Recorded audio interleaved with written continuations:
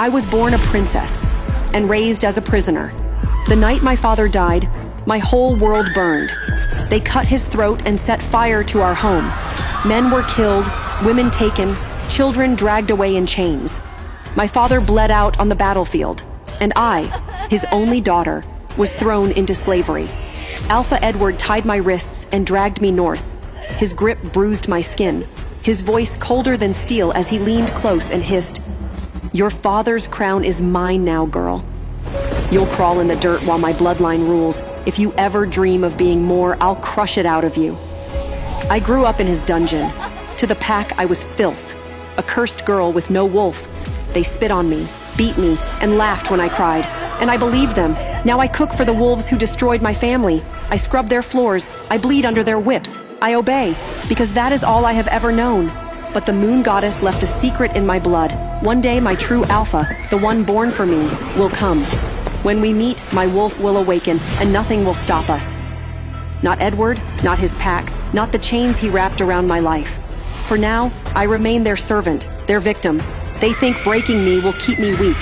Every year they try to force my wolf to awaken. Every year they fail. This year, their new way is burying me alive in a coffin full of rats. They think I will die in the dark. It was a hazing ritual to try to awaken my wolf. They said that rats were the weakest prey, that I should be able to kill them, that I should have no fear. I was terrified. They were boys, all trying to act like alphas. They had bullied me my whole life. I was an orphan girl in the Red Moon Pack, so I was an easy target. But lately the bullying had been worse than ever. Their inner wolves had all awakened, and for them, coming of age meant looking up to alphas, acting like alphas. Mine inner wolf hadn't awakened yet, which basically meant I was human. A scared little orphan with none of the wolves' strengths and all the human weaknesses. They had buried me in the coffin before, but the rats were new. Their logic was correct. If I were a true wolf, rats would be no problem. I could see why they'd think it would awaken something in me. But all it awakened in me was fear. Even though I couldn't smell scents like a wolf could, I could smell my own fear. I read that humans, like animals, may communicate fear through pheromones. Some books describe the smell of fear as cold, nervous sweat with a hint of blood or something sharp and sour, like wet cigarettes or ant poison. The stench of fear was strong as my breathing became more rapid and panicked. My heartbeat begins to echo inside my head. I started to lose it. I let out a scream, but it was weak, choked. I pounded on the lid of the coffin and started to cry. I was getting hysterical. My fingers began clawing at the wood lid, but I don't have claws, so my fingertips are ripped open and bleeding. And that's when the drugs kick in. They fed me wolfsbane, a powerful hallucinogen, before burying me. It was part of the ritual. It had worked on them during their initiations. But I wasn't the same. What makes a wolf and a human a human? What if I'm all human and don't belong here with the Red Moon Pack?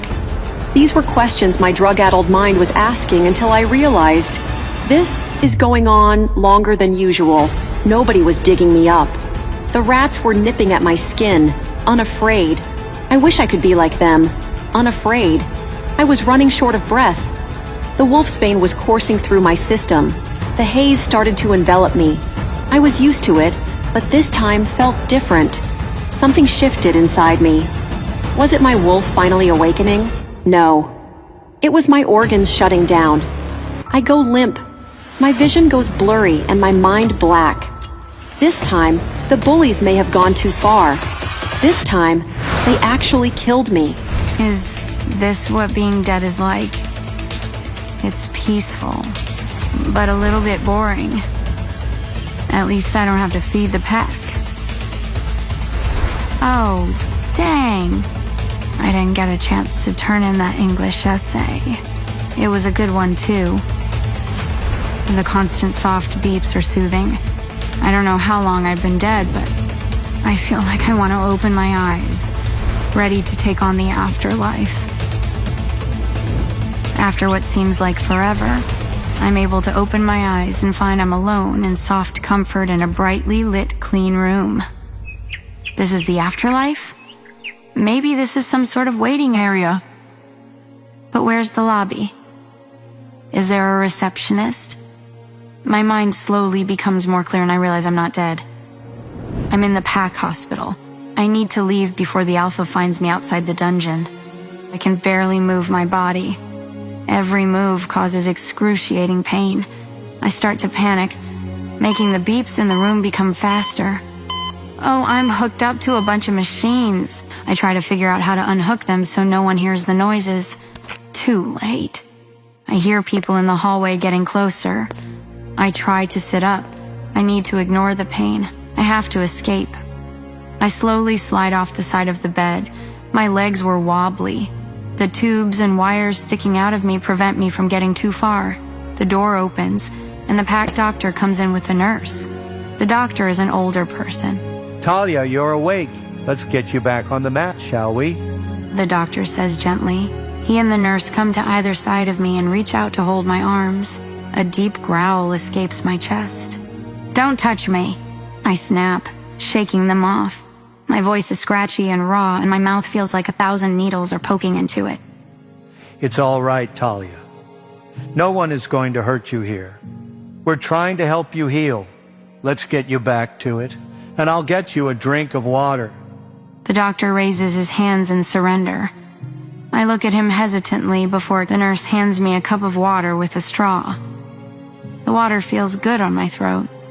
The doctor sits in the chair beside the bed as the nurse checks my vitals and starts messing with the tubes and wires attached to me.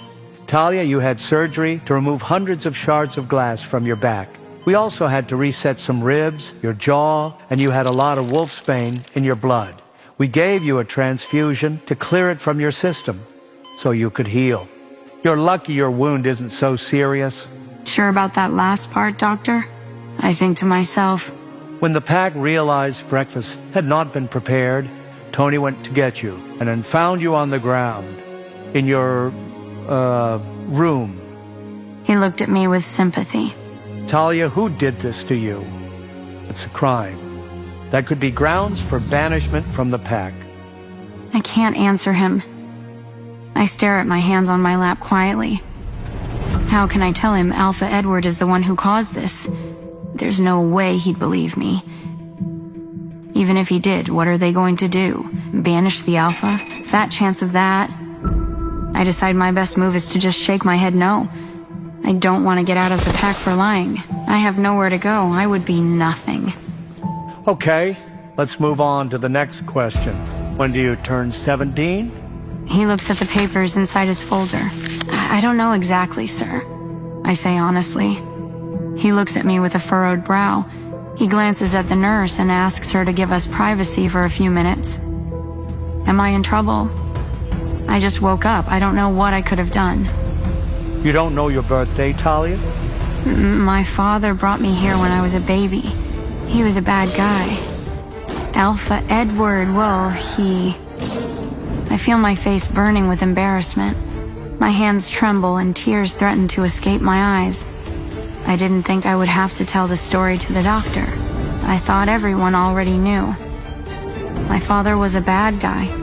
Alpha Edward ended his life for coming into Pack territory without permission. They didn't realize he was carrying a baby until they unzipped his jacket and saw I was tucked inside. It was a miracle I survived. Since I was just a baby, they couldn't just get rid of me, but they didn't know anything about me. I was wrapped in a blanket that had the name Talia embroidered on it. So that is what they called me. My father could have been a kidnapper for all I know. The only reason they gave me the last name Jackman is because after they took down my father, they looked through his wallet to identify him. The only form of ID he had was a library card that said Brian Jackman on it. I've tried an internet search for his name on the computer in the school library before. Nothing comes up in the search. You don't need to finish. I know what happened to your father. Well, after that happened, Luna Layla took me in until I was old enough to start school. Then she moved me into the dungeon. I've kind of been on my own since then. I never found out when my actual birthday was. And to be honest, you're the first person who has ever asked. I mean, I guess I'm 16. My wolf hasn't woken up yet. The doctor nods, looking at me with pity, almost like he cares. He asks me a few more questions about my medical history. There's nothing to speak of. I don't remember ever being treated by a doctor before. He closes the folder and tucks his pen into his shirt pocket. Well, I know you haven't had a chance to look in the mirror yet, but when you do, you may find you look a little different. Don't be alarmed. I've done as many tests as I could think of, and it is not medically related. Yes, sir? I assume he means I'm healing faster, but why did he need me to look in the mirror? Why not just tell me? I look at the nurse who is staring at me. When she realizes I caught her, her eyes dart away. What's that about? Okay, lady. Rude? I'll leave you now. You can go in the bathroom and wash up. Just take that bowl with the IV solution with you. There are lounge shorts and fresh underwear in the bag. You need to leave the hospital gown on until your back heals. All right? Yes, ma'am. Thank you, Diane. She nods and leaves the room. It's the first time in my life people have been kind to me. I mean, I think it's part of their job, but still. All I have known so far were insults, physical misery, and hard work. Never any kindness. Never any. I feel like I can trust the doctor, but I'm still wary of Nurse Diane. The way she stared at me just now makes me uncomfortable. I pick up the duffel bag and go to the bathroom. I avoid looking in the mirror. Everything in the bathroom is fresh. There's a shower, but I'm worried the pressure of the water will hurt my back. I decided to fill the tub halfway and get in. The water is warm and soothing. There's a washcloth and a fresh bar of soap. I clean myself until the water is gross. I drain the tub, wipe out the ring of dirt around the edge, and fill it again. The water is not nearly as dirty as this time when I finish washing. I find it hard to raise my hands, but I don't want to call the nurse to help me. I gently wash my hair, dry off, and wrap the soft towel around my head. There's a toothbrush and a small tube of paste on the shelf by the sink. I'm living in the lap of luxury in the Pack Hospital. I pick them up and start brushing my teeth. I can't avoid it anymore. I need to look in the mirror. I finally worked up the courage to take a peek. What I see makes me drop the toothbrush. My face is still covered in bruises, but that's not what made me drop the toothbrush. The iris of my left eye is violet, not like a shade of blue that could be a little purple in the right light. No, my right pupil is still the drab gray I'm used to, but my left pupil looks crazy. I blink my eyes hard a few times. Still the same. I tried rubbing my eye, but it doesn't make a difference. There's no mistaking it. My eye is bright, practically glowing. Violet. As I tilt my head to the side to brush my hair, I notice a chunk of my hair has changed color. Instead of my normal, mousy brown, it is silvery gray. Okay, seriously now. And what is going on? What is happening to me? Is this a trick? Is there bleach in the shampoo or something? If it is a trick, it isn't funny. I pick up the bottle and smell it. It smells like strawberries, not bleach. Weird. I have never heard of a wolf's eye or hair color changing when they are coming of age, but that's what the doctor thinks is happening. Diane comes in just after lunch with paperwork and pamphlets for me. She hands me another little bag. Just a little something to help you stay incognito until you are finished healing. Thank you for everything. There's a round hat in the bag. How do I look? I ask as I model them for her. She giggles at my poses. You're a star, darling. Maybe she isn't so bad after all. She gives me a gentle hug and sends me on my way. I have another 2 hours before I need to start prepping dinner.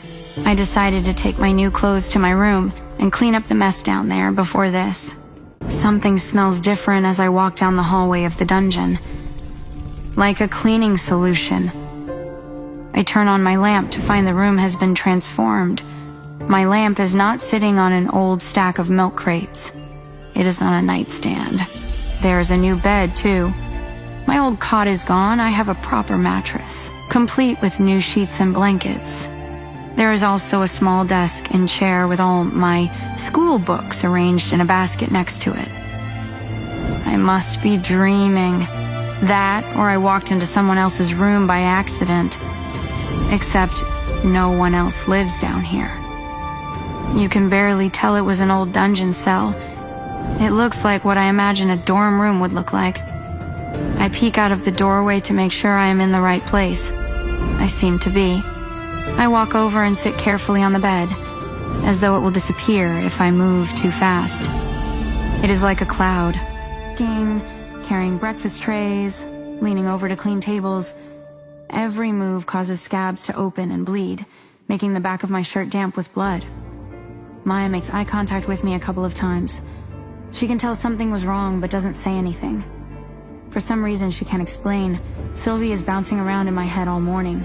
The beta is so nice. I can't wait to meet the Alpha and Luna. Sylvie, come on. We're not going to get to meet the Alpha and Luna. We're going to melt into the wallpaper and pretend we don't exist. I want to meet them. Okay, well, I hate to disappoint you, but you're going to be disappointed.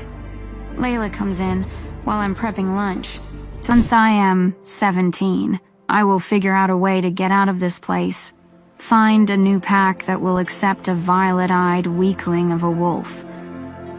I sit at the desk and write a thank you letter to the doctor and Nurse Diane. I turn in the chair to look around my new room. I am in awe that someone would do this for me. I must have been daydreaming because I didn't hear the door at the top of the stairs. Instantly, I freeze. I hear 2 sets of footsteps coming down the hall. I can smell Alpha Edward's scent getting closer. I don't know who the other scent belongs to. Instinctively, I scramble and stand in the middle of the room just as they get to the doorway. He leans against the frame and crosses his arms. I can feel my whole body tremble as he stares. My eyes are glued to the ground. I do not want him to see my new eye color shining through. Can I help you, Alpha Edward? That little stunt you pulled cost me a lot of money. And when you cost me money, you cost my whole family money. I'm sorry, sir. I apologize. Although I have no idea what stunt he is talking about. I look up just enough to see Marcy, the Alpha's daughter, is also standing in the doorway. Marcy takes a step closer, and I can feel tears starting to sting the corners of my eyes as my arms shake uncontrollably. How am I gonna face her at school? I haven't had a conversation with her since her mom made me live in the dungeon anyway. But as far as I know, she had no idea I live down here now. She is going to tell everyone for sure. And do you know how disgusting the food has been for the past 2.5 days? I just nod, still looking at the ground. I'm not trying to argue with a lunatic. It isn't my fault I had to have surgery. He's the one who broke a bottle and threw me into the broken pieces. If he hadn't, I would have been just fine. I would have been able to bounce back the next day and make breakfast like I was supposed to, even if I was banged up. There is a pause and he finally growls, Where did all this furniture come from? Did you steal it? No, sir.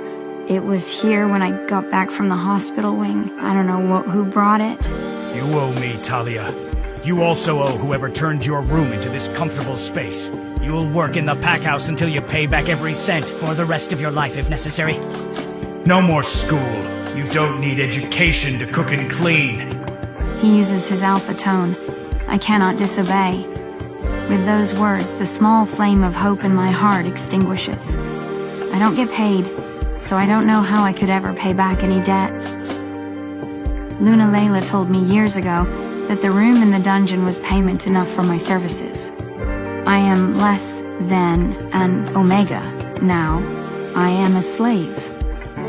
Marcy, teach her a lesson for wasting our money. Yes, Alpha. Tears stream down my face as the reality of my fate sets in. Alpha Edward is passing the torch of his cruelty down to his daughter, but I know better than that. He will never stop.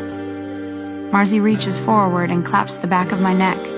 She forces me down into a bowing position and growls deeply. You should be grateful my father doesn't banish you.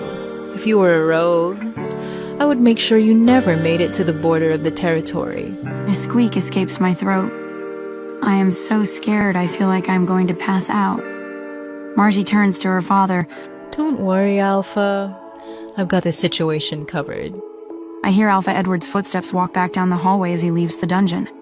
Marcy tightens her grip on my neck, extending her wolf claws, making me yelp. As soon as the door slams, Marcy releases my neck and kneels in front of me. Her face is contorted with anger. She grabs my shoulders, shaking me roughly. What did you do to make him so mad? Why isn't she doing anything to me like she told Alpha Edward she would? I stiffened my whole body, avoiding eye contact with her.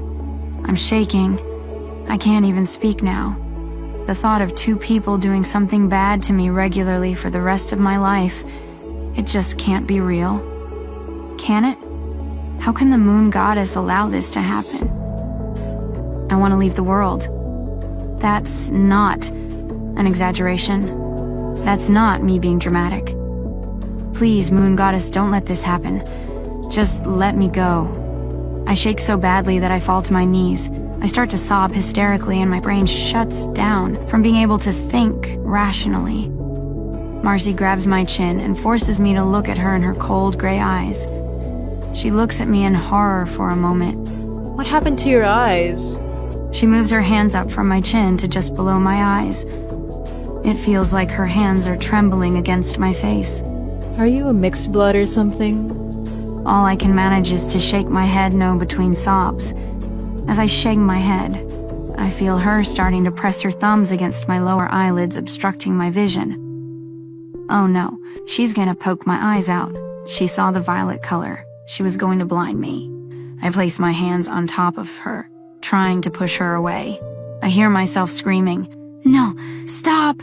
Don't take my eyes out, please!" For just a moment, time freezes. I don't mean like it feels like time is standing still because I'm in the middle of a traumatic situation.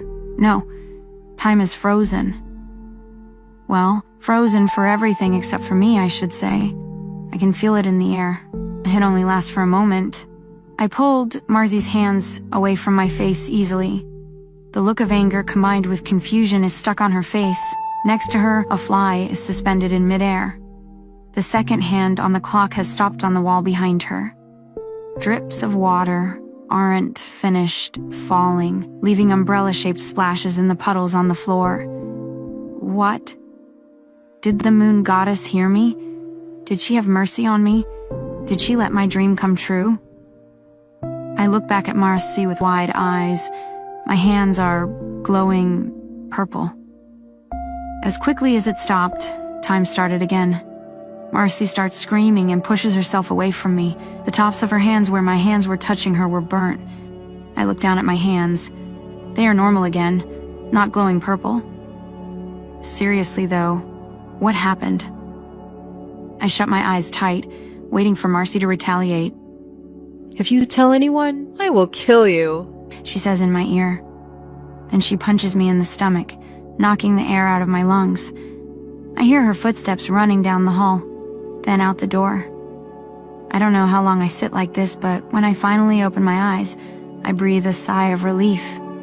I lean against my body for a while longer, sobbing, shaking, and trying to catch my breath.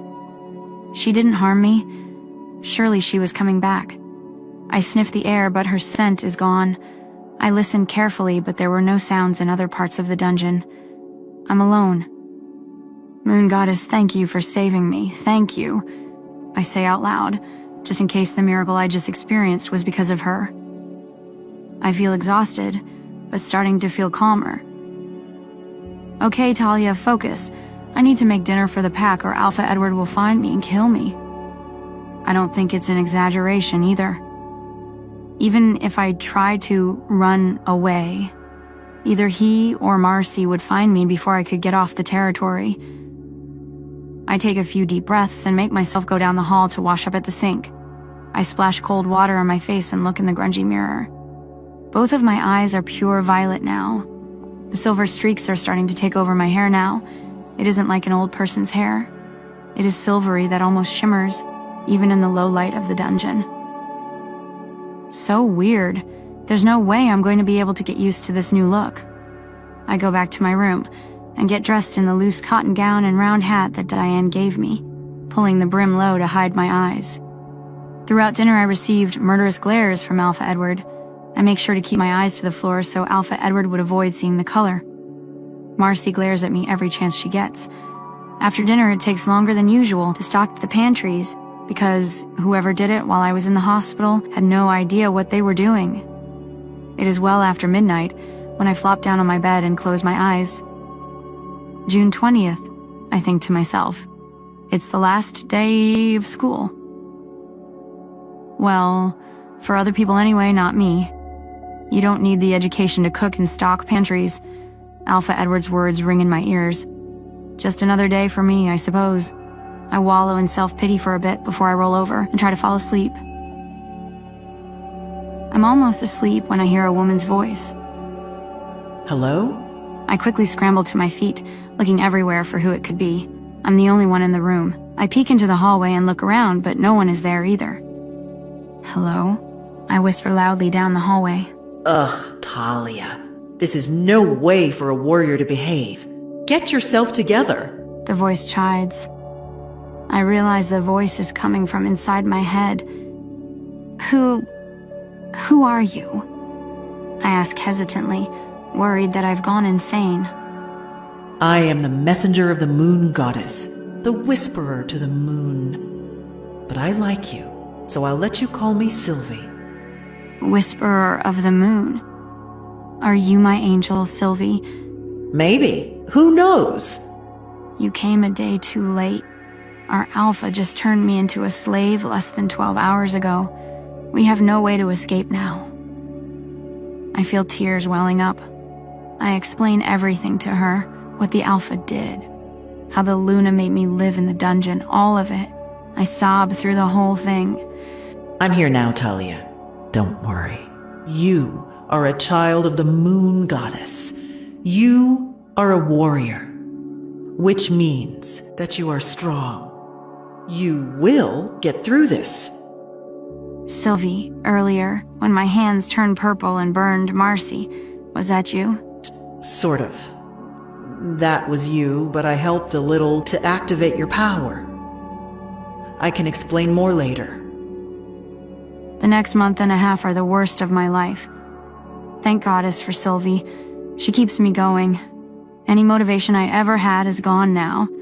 Instead of just breakfast and dinner, now I make lunch too, and I'm still on pantry duty. Every moment of my day is filled with work. From the time I wake up, Sylvie convinces me to enjoy the time that she and I get to spend together, which is when I'm cooking meals. I find I do enjoy cooking while Sylvie is with me. No one comes to bother me. So, we get to have great conversations without interruptions. In the end, I have created something people will enjoy. I even found a couple of recipe books in the back of one of the kitchen cupboards and taught myself some new techniques and dishes to make. Everything else in my life is complete hell. Alpha Edward allows pack members to bully me and verbally mock me, and they take full advantage at every opportunity. He comes to my room multiple times a week to harm me and berate me for imaginary offenses I haven't committed. Sometimes Marcy comes and watches. A couple of times she even gets the whip for her father, but she never actually does anything bad to me. I swear I see her smiling while she watches. Sylvie tries to convince me to fight back, but that would be a death sentence. If I fight back, or even worse, if I shift, I'm certain I'd be dead. Sylvie keeps telling me everything will change when I shift. She keeps saying, "You are a daughter of the moon goddess, and you are her warrior." She is frustrated that I submit instead of fighting back. She is angry at me for keeping her a secret. She says doing so is making her weaker. Okay, Sylvie, a couple of problems with all of this. I try to tell her for the millionth time after we plop in. First, I have no idea when I'm going to be able to let you help me to shift. I'm up and working every day from 5 a.m. until after midnight. Secondly, if the Alpha finds out I'm talking to someone in my head, he might think I've gone nuts and he will banish me. Or maybe just skip banishing me and straight out kill me. Lastly, I'm a slave, not a warrior. I am not even an Omega. Talia, you are not just a warrior. You are a child of the Moon Goddess. She is your mother. Okay, I don't know when I can let you help, but at the first opportunity I will take it, Sylvie. I promise. This seems to satisfy her. We keep having the same argument about werewolves all being children of Moon Goddess versus being an actual child of the Moon Goddess. She doesn't understand the difference. I think she believes the Moon Goddess is my mom, like, in the literal sense of the word mother. Every day I'm completely exhausted by the time I get back to my room. It's an even longer day if I'm visited by Alpha Edward. Sylvie has been the best friend I could ask for, even if she is frustrated and getting weak. She is always supporting me and pushing me to not give up. I feel guilty that I can't support her in return. One day, Alpha Edward's personal Omega comes running up to me while I'm making lunch and tells me the Alpha wants to see me in his office right away. I drop what I'm doing and hurry to his office. I knock on the door quietly in case he's busy. Come in! He calls from inside. I pull open the door and peek inside. You called for me, Alpha? I asked as quietly as possible. The easiest way to get away from him is to use as few words and ask as few questions as possible. Don't just stand there, come in. He snarls. I rush inside and close the door behind me. I stay as close to the door as possible in case I need to make a run for it. Talia, we have a delegation coming from the Dark Howlers pack next week. 20 wolves in total. All of the ranked members, their mates, the heads of their security and guards, and security detail for all of them. If all goes well, we'll be forming a pact with them. They must be treated with the utmost respect and courtesy. Bring lunches to the conference room every day, and make a formal dinner every day next week. Keep their pantries stocked and stay out of the way. Got it? I look up from under my hat, still keeping my face low enough that he can't see my eyes.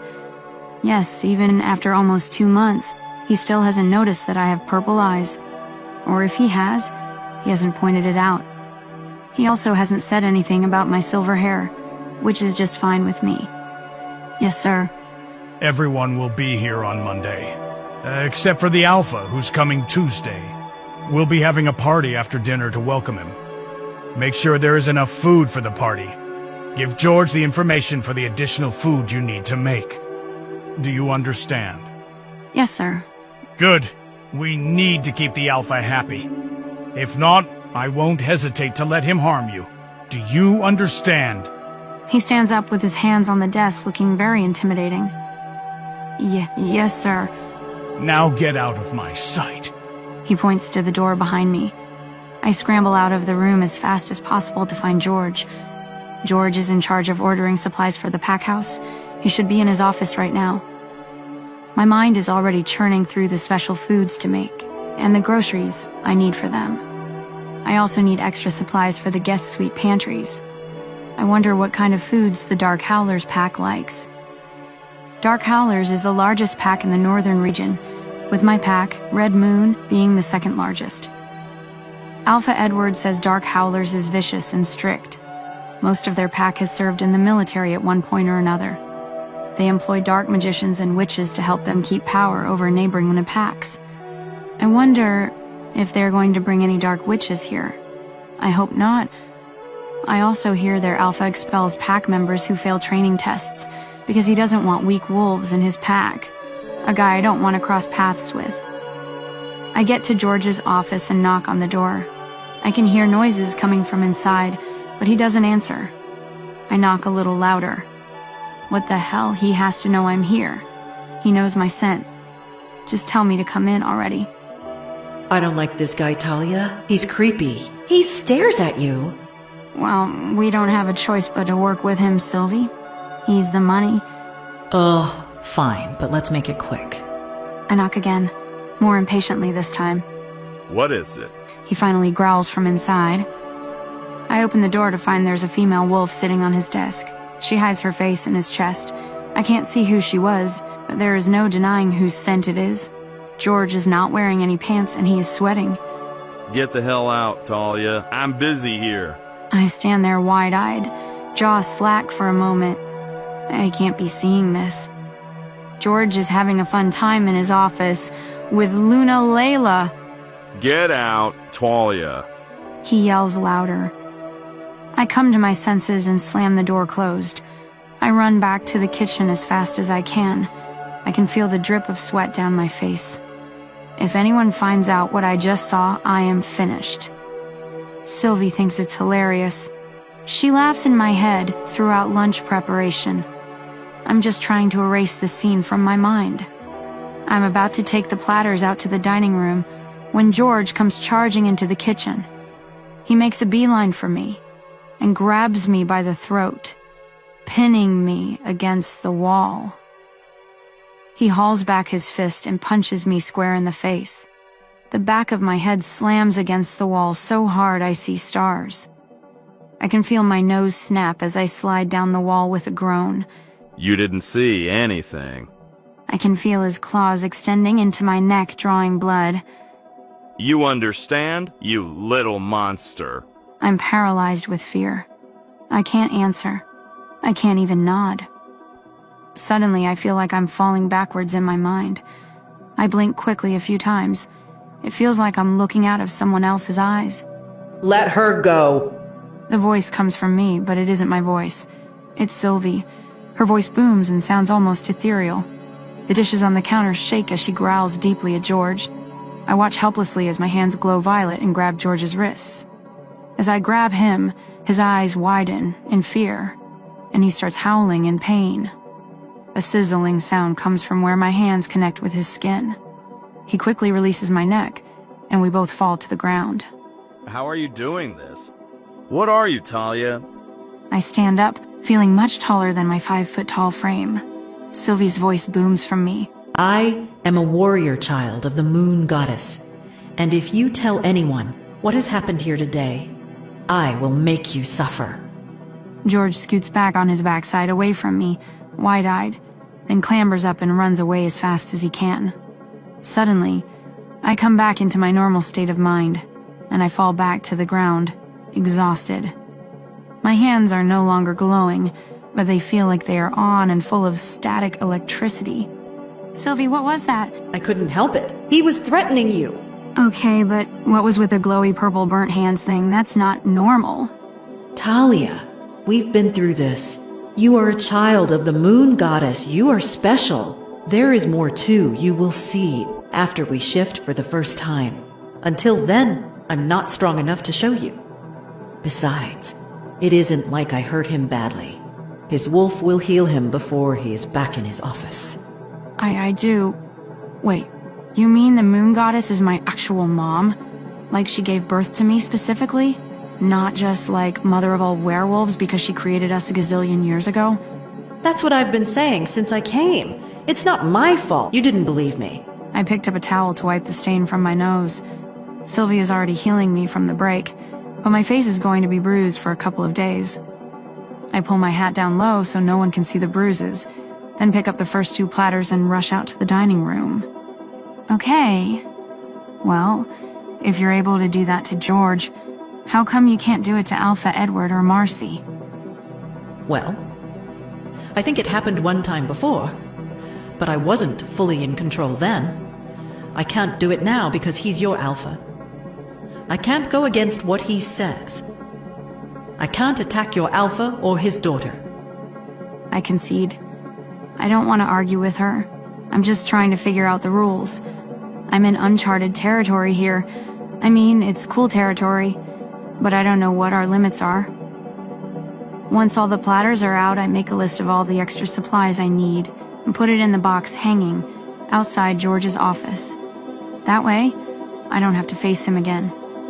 I clean up the dining room after lunch and still have about 45 minutes until I have to start dinner. I decide to go to the stock room and put supplies on the pantry cart for later. As I work, I hear someone clear their throat behind me. I look up to find Marcy standing uncomfortably close to me. Can I help you with something, Marcy? I try to swallow the panic that instantly builds in my throat. Talia, I just wanted to say, when I'm in control of the pack, you won't be treated the way you are now. Marcy, please stop. I put my hands up and push lightly against her to get her to move, but she's stronger than me and doesn't budge. I look up at her to see an evil grin distorting her face. I see the way my dad treats you, Talia. You never complain. You just take it. She moves closer, breathing deeply until she's fully pressing herself against me. I bet you like it when he does it, don't you? What? There is no way I heard her right, did I? Marcy, I do not enjoy what your father does to me, and you're no better standing there watching him, instead of stopping him. I can feel tears stinging the corners of my eyes as she slips an arm around my waist. I cannot believe this is happening right now. Don't lie to me, Talia. I do like men, but I can't deny your scent does something to me no man ever can. The way you beg before my father turns me on, it makes me crazy to think about what I'll do to you if I find you alone. I can't wait to get my hands on you. I want to hear you moan with pleasure when I'm with you. I want you on your knees so I can whip you instead of him. I want you to be my toy, Talia, not his. I said, get up. You're better than this. You will survive this. I want to leave this world, Sylvie.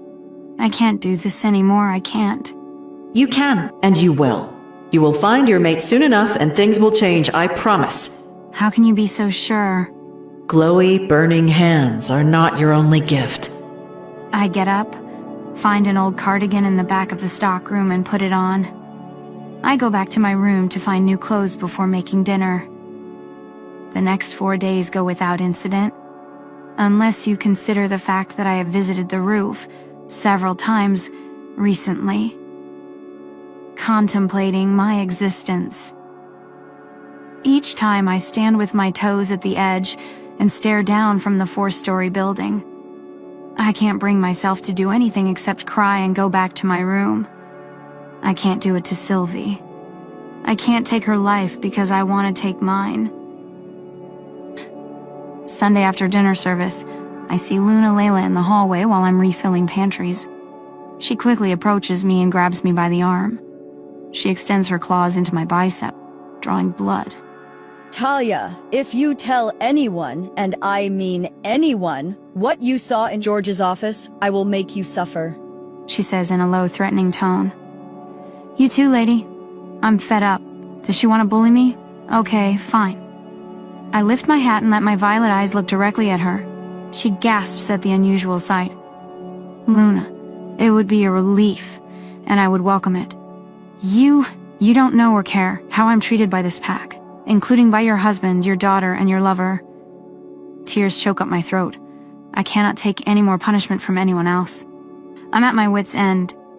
If she takes my life right here in this hallway, it would be a relief. I'm sorry, Sylvie. I just can't do it anymore. I say to my angel as I stare down Luna Layla. She doesn't respond. She shuts our mind link and crawls into the corner of my mind. Luna Layla pushes me away. Insolent child. You should be grateful for your life. The Alpha will hear about this. I'm not grateful for this life, Luna. And if you think I should be, you are part of the problem.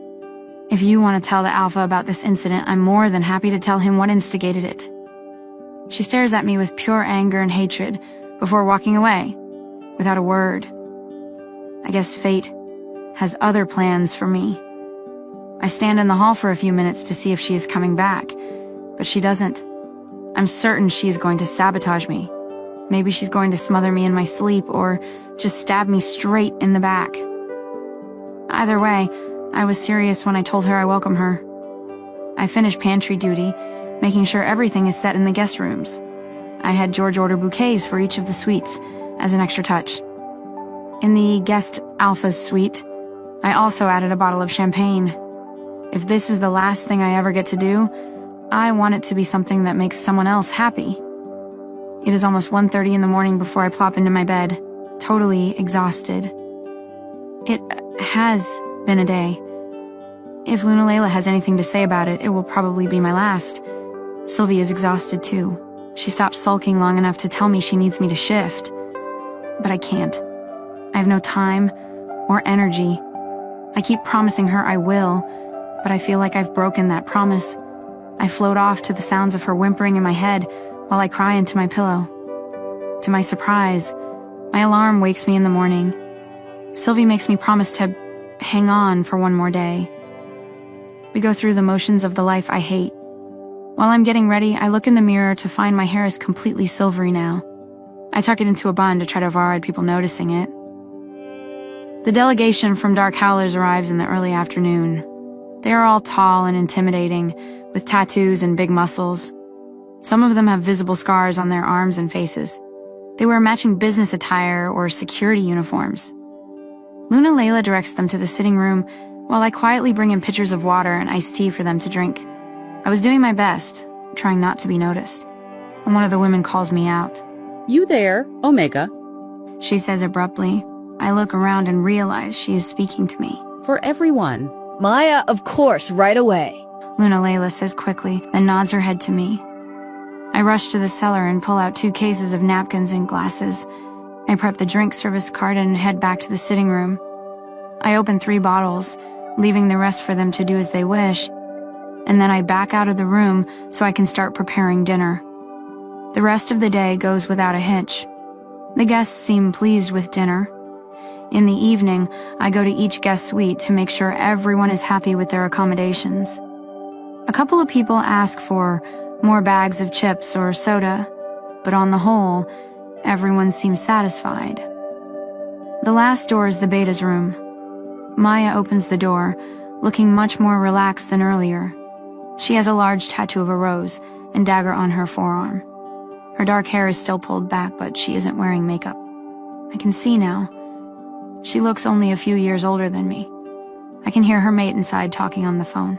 Thanks for checking on us. Everything is wonderful. The flowers are a beautiful touch. You have good taste. She smiles at me. I bow to her slightly, then turn to leave. Wait, what's under your hat? I stop in my tracks and turn around. I'm sorry, ma'am, I ask. I feel the blood drain from my face. Your hat. Why is it so low? What are you trying to hide? Come closer. I come closer and slowly take off my hat, keeping my eyes to the ground. My silver hair cascades down my back. It is embarrassingly greasy and visibly dirty. I feel myself blush. Oh, I see, she says with surprise in her voice. Now, don't be disrespectful. Always look me in the eye when I speak to you. I look up at her. The light from her room shines right into my eyes. She looks at me blankly for a moment, trying to process what she's seeing. What are you? A hybrid? No, ma'am. The Pack Doctor did tests, but he doesn't know why it happened. He thinks it must be a transformation related to my wolf getting ready to wake up. I mean, it's not a lie. It's just not the whole truth, right? How am I supposed to tell a stranger that my wolf says that I'm the moon goddess's actual daughter, and that is why I have silver hair and violet eyes? She grabs my chin and pulls my face closer to hers, inspecting closely.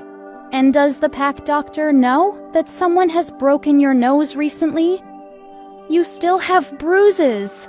I'm not going to elaborate or implicate anyone in this conversation with someone I do not know. Who's at the door, Maya? Just the Omega assigned to us, Caden? What's your name again? It's Talia, ma'am.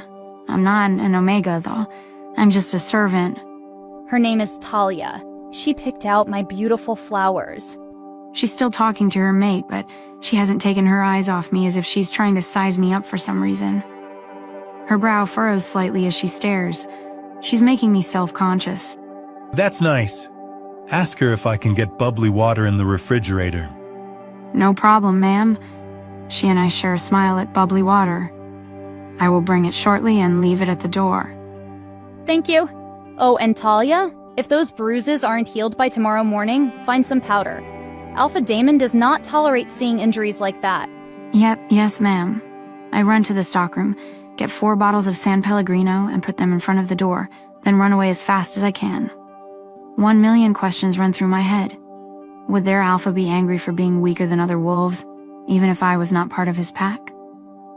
Was she going to tell Alpha Edward about my unusual features? Was she going to call him out for letting someone break my nose? I mean, lady, if you think that is bad, I got some news you're not gonna like, and then I'm dead meat by your Alpha, for sure. Alpha Edward comes down later and whips me for not having all the items our guests wanted. By morning, Sylvie has still not been able to fully heal me. I'm in so much pain. Everything is a struggle. Cooking, carrying breakfast trays, leaning over to clean tables. Every move causes scabs to open and bleed, making the back of my shirt damp with blood. Maya makes eye contact with me a couple of times. She can tell something was wrong but doesn't say anything. For some reason she can't explain, Sylvie is bouncing around in my head all morning. The beta is so nice. I can't wait to meet the Alpha and Luna. Sylvie, come on. We're not going to get to meet the Alpha and Luna. We're going to melt into the wallpaper and pretend we don't exist. I want to meet them. Okay, well, I hate to disappoint you, but you're going to be disappointed. Layla comes in while I'm prepping lunch to let me know that Alpha has arrived, and I need to make lunch for him as well. There is no Luna. He doesn't have a mate. And according to Layla, he's handsome. Not that it matters to me, because I'm going to be wallpaper. I don't want him to notice me at all. I take the trays to the conference room. Alpha Damon is not there, but there is a spot at the table where he is supposed to sit. I leave his meal at the empty seat. Everyone from the Dark Howlers pack politely thanks me as I lay out plates in front of them. Their manners betray their intimidating features. No one from the Red Moon pack says a word to me as I serve them. I collect the trays and walk out quietly. Layla lets me know she will clean the plates so I can focus on dinner and food for the party. I go to the kitchen, but need a minute to collect myself before I get started on dinner. I go out the back door and stand on the stoop. In the distance, I don't recognize him. It must be the Alpha from Dark Howlers. He is too far away from me to see his actual features, though. All I can see is a tall figure with dark hair and a suit. It smells like... I swear, it smells like coffee or dark chocolate. This guy was a mocha drinker. I laughed to myself at the thought of the big, bad Alpha of Dark Howlers sipping on a mochaccino. I make a 4-course meal of Caesar salad, bacon-wrapped shrimp appetizers, beef Wellington with braised Brussels sprouts for the main dish, and a key lime pie for dessert. I also make bruschetta, tomato fritters, mini calzones, assorted veggie trays with dip, and chocolate truffles to serve for the party. I finished the desserts and veggie trays between breakfast and lunch, so there was less for me to worry about now. I realized Sylvie's advice of finding happiness in cooking has helped me enjoy making this dinner. Maybe because I'm serving people other than my pack, or maybe it's because I'm making special food, not just the regular stuff I make for the pack. Either way, I don't mind my work today. I felt a sense of pride in it. There are servers for dinner service since it's a formal event. I stay in the kitchen and make sure everything is plated, and going out the door in perfect condition. I'm in the zone. I peek out from the kitchen after each course is served. People seem to enjoy the food, which is a relief. I notice Alpha Edward is getting pretty drunk. Luna Layla keeps taking his glass away from him, but he keeps ordering the Omegas to give him more. The dining room is extra crowded, so I don't get a better look at Alpha Damon. Maya sees me peeking out from the kitchen and gives me a wink and thumbs up. I smile and give a little wave before pulling my head back. I help the servers take the party food to the tables at the edges of the ballroom. I also make sure the bars in the corners are fully stocked. The DJ is finishing setting up, and colorful lights are sliding across the floor. Party balloons and streamers are hanging all over the place.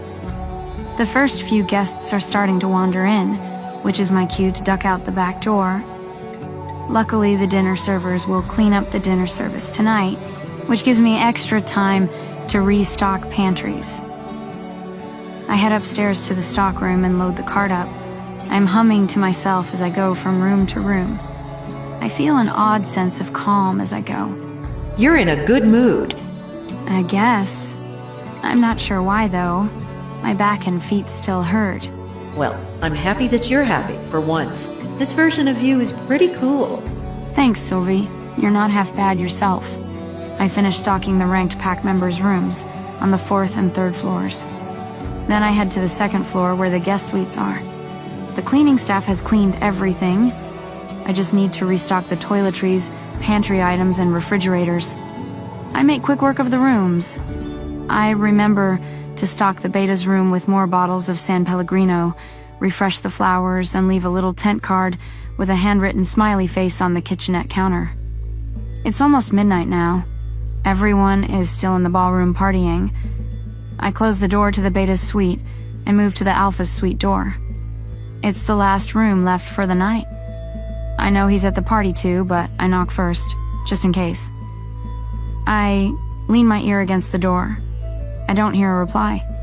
I slip the key card in the slot and open the door, but the moment I looked inside, my heart stopped, and I froze. Standing there was the most handsome werewolf I've ever seen in my life. Easily 6 foot, 6 inches tall, looked to be about 250 pounds of solid muscle with the broadest shoulders, but he wasn't alone.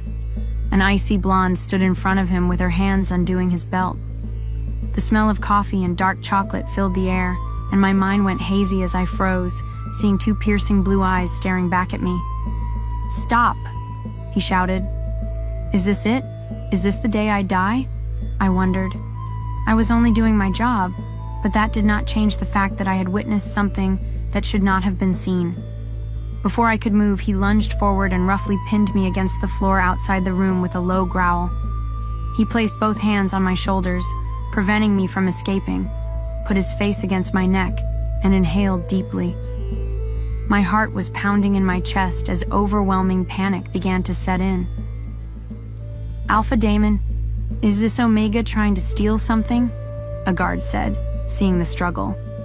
"Get back," he snarled, flashing his large fangs. "Mine," he growled. Over his shoulder, I could faintly see Marcy staring daggers at me, and down the hall, I heard Alpha Edward shouting. "What a disaster," I thought. "They're all going to kill me." My head started swimming, and I felt even dizzier. Maybe I was finally dying. "Look what you've done, you little b-" Marcy yelled as she reached out to grab me, but she never touched me. Alpha Damon snarled, snatching her hand out of the air and snapping her wrist. Alpha Edward roared, "How dare you? This is war!" I watched them fight as if it was a dream. They looked as though they were moving in slow motion. Alpha Edward yanked Marcy, pulling her back as Damon snarled at them. He was vicious, beautifully vicious. A guard tried to separate them as Beta Caden and Maya took defensive positions around Alpha Damon, and George lunged at Damon, but he was no match for the Alpha. Damon grabbed George by the throat and threw him into the wall as though her were a tiny pup. I almost laughed, but I was shaking all over, barely able to stand. But in the chaos, I managed to crawl away and slink down the stairs. I looked around to see if anyone noticed me, but they were all too busy arguing. I looked down to see blood running down my legs, dripping onto the floor. I started to lose consciousness, and then I heard it. The most guttural, ear-shattering roar. "Where is she? Where is who, Alpha Damon? Where is my mate? Is it possible? Is Talia truly Damon's fated mate? What will Damon do to protect her? Will their bond ignite a war between the 2 most powerful packs in the Order? Will any of them leave Red Moon territory alive?"